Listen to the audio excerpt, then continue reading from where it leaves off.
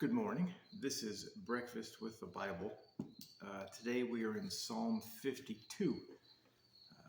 Took a little bit more time just to try to catch up. So with the season change, we may slow down and go from maybe a couple times a week, just with school and all kinds of stuff that's coming around the corner. Maybe a little bit harder for me to do every single day. So, but I'll get there. I'll get here when I can, and we'll be all right. So Psalm 52, the chief musician, mischief, or contemplation, a psalm of David, when Doeg the Edomite came and told Saul, and said unto him, David is come to the house of Ahimelech. Why boastest thou thyself in mischief, O mighty man? The goodness of God endureth continually. The tongue deviseth mischiefs like a sharp razor, working deceitfully. Thou lovest evil more than good, and lying rather than to speak righteousness. Selah. Thou lovest all devouring words, O thou deceitful tongue. God shall likewise destroy thee forever. He shall take thee away and pluck thee out of thy dwelling place, and root thee out of the land of the living. Selah. The righteous also shall see, and fear, and shall laugh at him. Lo, this is the man that made not God his strength, but trusted in the abundance of his riches, and strengthened himself in his wickedness. But I am like a green olive tree in the house of God. I trust in the mercy of God forever and ever. I will praise thee forever, because thou hast done it, and I will wait on thy name, for it is good before the saints. Okay, so in introducing the circumstances behind this psalm, we're going to have to read a little bit from a commentary, because I had trouble kind of not determining where it was at, because it was very specific, but I found a pretty good explanation here. It says, the terrible events that prompted this chapter are recorded in 1 Samuel 21 and 22. Doeg informed Saul regarding David's presence at the tabernacle of God and regarding the help he received from the priests there. In an evil and paranoid response, Saul had Doeg kill the priests and others at the tabernacle. So this psalm is a contemplation of David. The key word used here to begin the psalm is why. So this isn't, it's not a rhetorical question. He's not asking a question he simply knows an answer to. He really is kind of, why would you boast yourself in mischief? Doesn't make sense. What is there to boast about? So you consider yourself a mighty man, yet you murdered 85 unarmed priests who were not even trained in battle. Spurgeon said, a mighty man indeed, to kill men who never touched a sword. He ought to have been ashamed of his cowardice. David's mention of God's goodness in the second part of this verse is a deep belief that Doeg's way would fail. God's goodness will outlast this evil. So it's verse 1 is kind of a comparison. It's kind of a contrast between the evil of this character and the enduring goodness of God. Now, what a point of view that is. Now, let's consider the state of the world at the moment, or the state of really anything that's going on right now, because there's all kinds of evil around us. So it's only for a short time. In comparison to God's never-ending goodness, the evil that we experience, the turmoil, the trouble, all of the bad stuff that we're encountering at the moment, it's only a blink of an eye in comparison to how long God's goodness is. And that idea, that concept should bring us some kind of peace. It really should, because it's biblical peace, God's peace. It should penetrate us in our midst of trouble.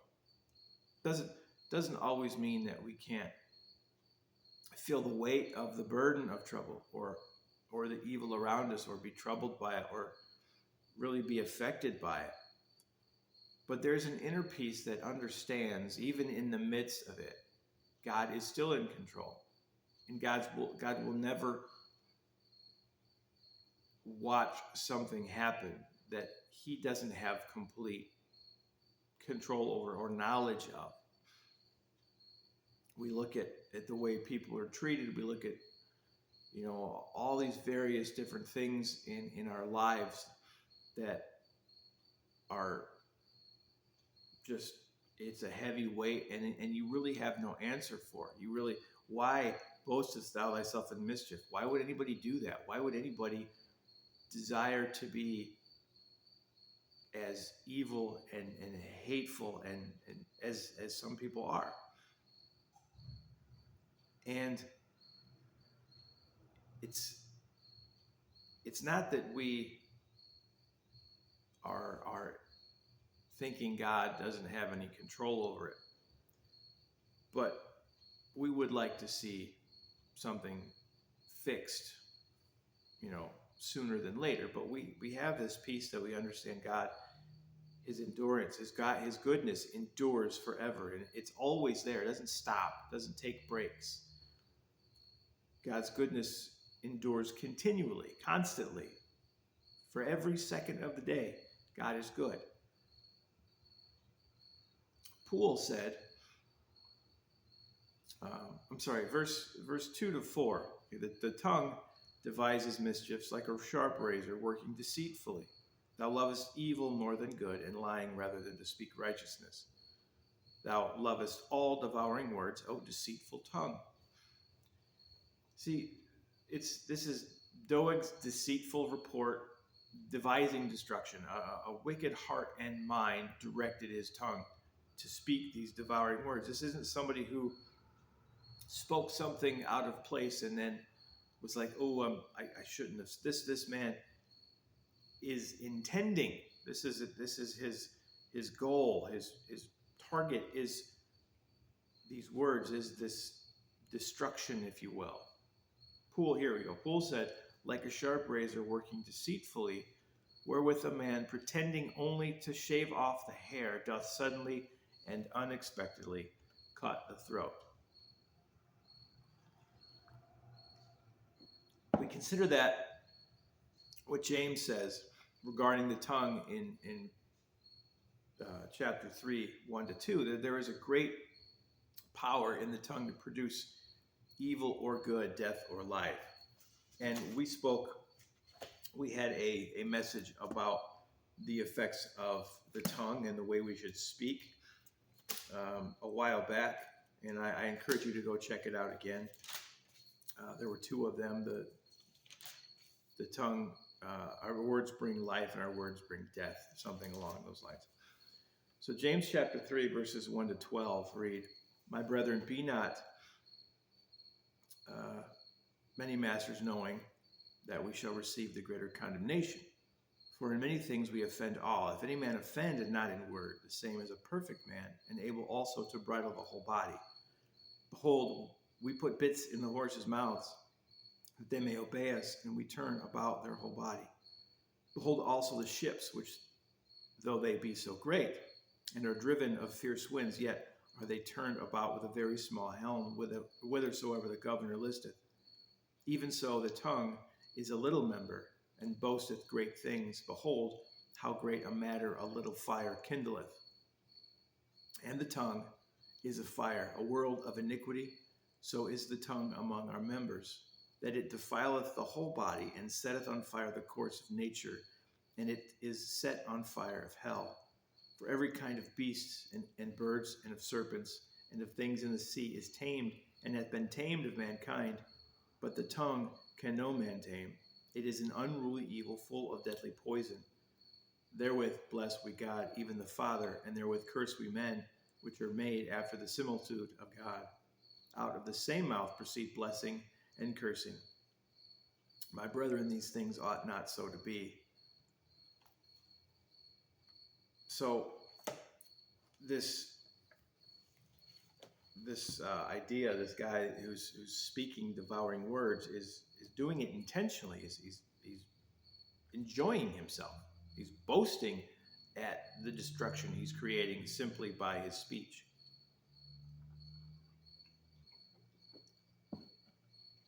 But as verses 3 and 4 say, his tongue was not out of control. He loved speaking evil. He loves evil more than good, and lying rather than to speak righteousness. So this person is like I said, enjoying himself in this deceit, in this mischief, in this pain that he's causing with his words.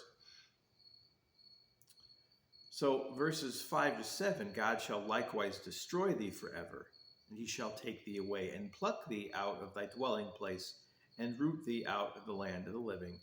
The righteous also shall see and fear, and shall laugh at him. Lo, this is the man that made not God his strength, but trusted in the abundance of his riches, and strengthened himself in his wickedness. David declares just what will happen to this man and his tongue. God will remove him. The righteous will reverence God and laugh in satisfaction. This isn't a ha ha ha, look what happened to you. This is I'm going to use the word a celebratory kind of laugh. It's a satisfaction at the destruction of such an evil man. Not that we desire anybody to be destroyed, but there's a inner satisfaction of the weight being lifted when that particular mischief has been handled. Not that we desire anybody to, again, be destroyed, but there is a sense of relief that's involved there. But consider what Spurgeon wrote regarding this verse. It says, if not with righteous joy, yet with solemn contempt, this is a goodly theme for that deep-seated laughter which is more akin to solemnity than merriment. Excuse me, that's a tricky one. Not only was Doeg, the embodiment of an evil, deceitful heart and tongue, David points out also that his trust was in his riches and obviously not God. He says, this is the man that made not God his strength, but trusted in the abundance of his riches and strengthened himself in his wickedness. So he wasn't interested in God. He wasn't interested in anything regarding God. He was focused on his material belongings, his riches, and his wickedness. But in transition to verse 8 and 9, David lays a comparison. But I am like a green olive tree in the house of God. I trust in the mercy of God forever and ever. I will praise thee forever because thou hast done it, and I will wait on thy name, for it is good before thy saints. So David is saying, but I. This is the way this particular man is. This man is deceitful. This man is hateful. This man is wicked. But I, Lord. Now this isn't a boasting about it. David's not patting himself on the back. He's declaring that he's going to be different, that he's different than this man. And again, not in a proud way. Doeg didn't trust God, but I did. I am. I'm like a green olive tree. Now, one of the longest living trees. The olive tree can live for hundreds of years. But I trust in the mercy of God forever. But I, like a green olive tree, but I, like a long living, enduring green olive tree, will trust in the mercy of God forever. David's almost making a commitment here that I'm sure he's already made before, but there's a revitalization of his commitment. But I won't be like that. I see people who forsake their trust in God, or who never have trust in God. And I see their hearts. I see their wickedness. I see their lives produce no fruit. I will not be like that. I will be like a strong olive tree, and I will rely on God forever. David says, I'm not going to be like that. And I think a lot of times we should speak to ourselves the same reminder, the same commitment. Lord, you kind of feel the weight of the day. You kind of feel the weight of the wickedness around us. And you go, you know what? No, I'm not going to fear. I'm not going to run. I'm not going to cower. I'm not going to doubt God. I will trust in his mercy forever. Kind of wake yourself up with that kind of recommitment. And if you've never made that kind of commitment, why not do it now? Lord, I have never trusted in you. I have never put my faith in you. Right now, I'm going to do that because I can't handle what's going on around us. I can't deal with it. I don't have answers for it.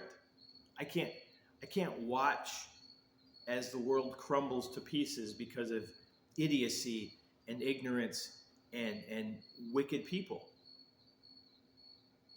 So Lord, I have to put my trust in you because you are the only thing that is safe and never changes.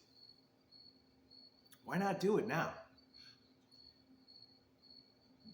David's confidence is revealed once again.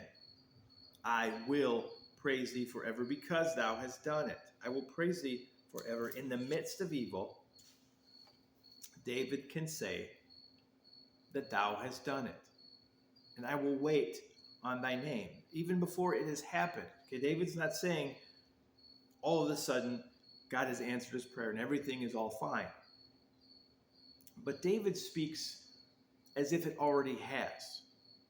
This confidence in God, we can pray to God in a sense where we can praise him for something he hasn't even done yet, in the kind of framework of it already being done.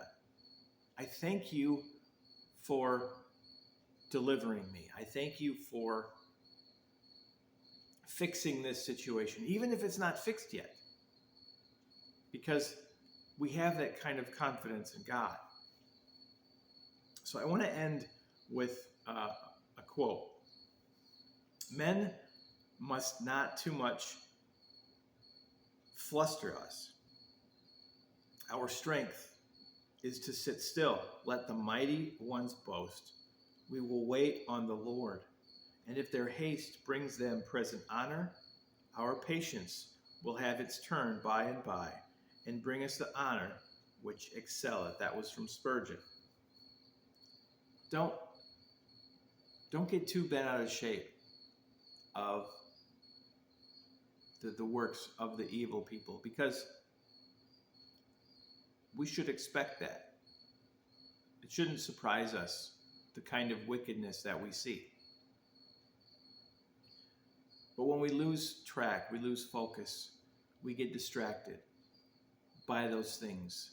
I think we've given the enemy a little bit of what he desires. It's to take our eyes off God. It's to take our focus off God. It's to take our attention off the real important things. It doesn't stop us from praying for God to fix those kinds of things. But don't let it destroy your day. Don't let it destroy your hope. Don't let it destroy your faith in God. Because while they may flourish right now, they may, as Spurgeon says, receive present honor. I mean, of course, you're gonna receive present honor in this present evil world. Congratulations, you're so brave. You're promoting your iniquity and people are loving you for it. But eventually, us as believers, we will have our honor, because we will stand in the presence of God Almighty for eternity. And there is no greater honor than that. Let them have their present honor. Let them have their moment of fame that doesn't mean anything at all. And we'll wait for ours. We will see it eventually. We will see our moment of eternity in heaven with God. And there is nothing to compare to that. So, thank you for watching. Do your thing, like, comment, share, dislike. I'm open to all things. Step over to Twitter, check it out. Hit me up there. And Lord willing, we'll return tomorrow for, well, tell you what, I can squeeze in Psalm 53 right now, simply because it's a repetition. So I'll read Psalm 53 since we're here. The fool hath said in his heart, there is no God. Corrupt are they, and have done abominable iniquity. There is none that doeth good. Sounds kind of familiar. God looked down from heaven upon the children of men to see if there were any that did understand, that did seek God. Every one of them is gone back. They are altogether become filthy. There is none that doeth good, no, not one. Have the workers of iniquity no knowledge, who eat up my people as they eat bread? They have not called upon God. There were they in great fear, where no fear was, for God hath scattered the bones of him that encampeth against thee. Thou hast put them to shame, because God hath despised them. Oh, that we would see that day. Oh, that the salvation of Israel were come out of Zion, when God bringeth back the captivity of his people. Jacob shall rejoice, Israel shall be glad. So the reason I squeeze that one in real quick is because it's not going to have enough time to do one all by itself. So it's basically a repetition of Psalm 14. Almost identical. There's a few changes in wording, but it's just a repeat. David may have used this again for a similar set of circumstances to give faith and courage to God's people. This is a psalm that you could really apply to all kinds of different troubling circumstances. And there's many that believe that David had just reused this psalm with a little bit of adjustment for another situation that kind of reminded him of the situation he was in Psalm 14. So there's that. I figured I'd throw it in there, that way we can move on again, because it wouldn't take but a few minutes to cover. And then we will hit Psalm 54 maybe tomorrow morning. And that's only 7 verses, so that won't take any time at all. So again, thank you. Have a great day, and God bless.